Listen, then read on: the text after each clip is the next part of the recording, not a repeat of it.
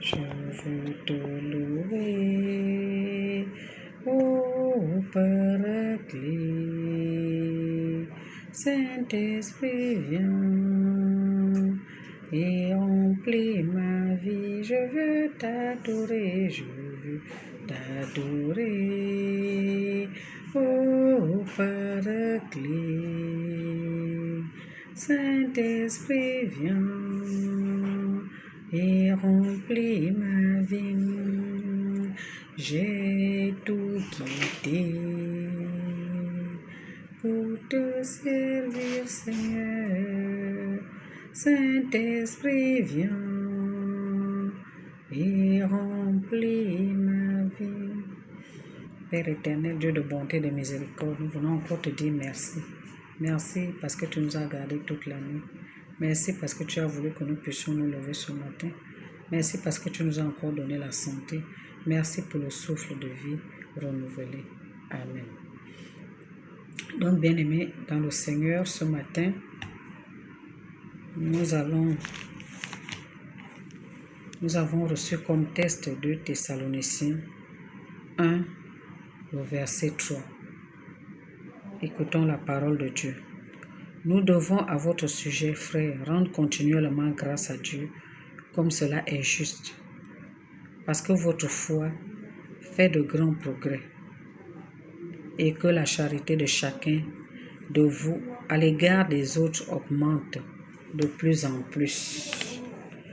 Donc, c'est le verset que nous avons reçu ce matin où Saint Paul s'adresse aux Thessaloniciens pour les encourager à rendre grâce à Dieu parce qu'il a constaté qu'ils ont beaucoup évolué dans leur comportement et qu'ils sont solidaires, non seulement dans la parole, mais dans tout ce qu'ils font.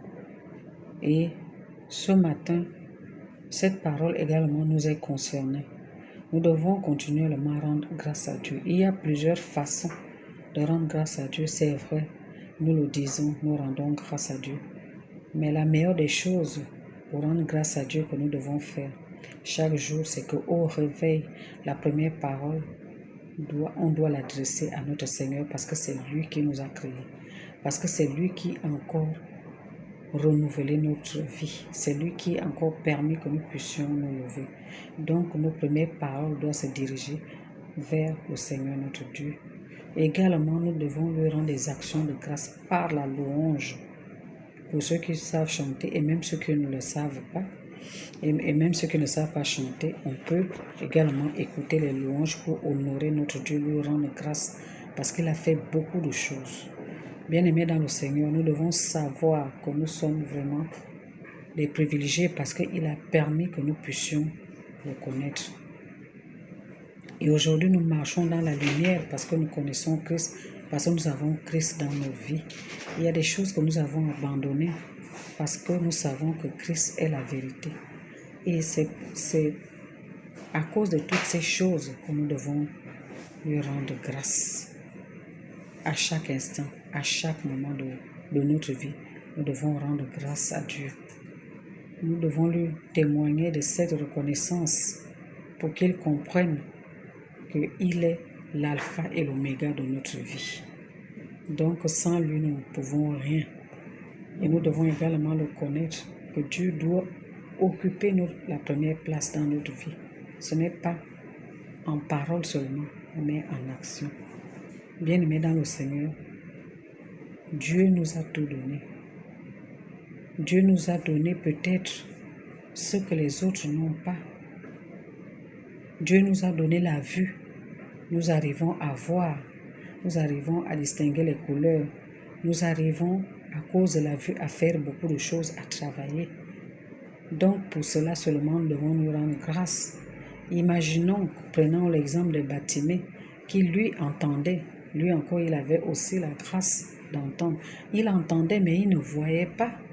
Mais malgré cela, il a eu la foi quand Jésus-Christ est passé à côté de lui. Il a crié très fort parce qu'il avait la foi que seul Jésus-Christ pouvait lui rendre la vue.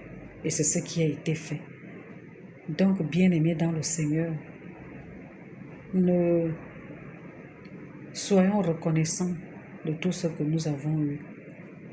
Parce qu'il y a beaucoup de choses que nous avons aujourd'hui que les autres n'ont pas. Ne minimisons pas ce que nous avons. Ne disons pas les autres travaillent, moi je ne travaille pas. Les autres sont mariés, moi je ne suis pas mariée. Les autres, tu as toujours quelque chose que tu as reçu de Dieu. Et c'est avec ce quelque chose que tu dois lui rendre grâce. Donc ce matin, le Seigneur vient nous interpeller encore pour que nous puissions rendre grâce de tout ce que nous avons reçu. Bien-aimés, il n'y a rien de petit.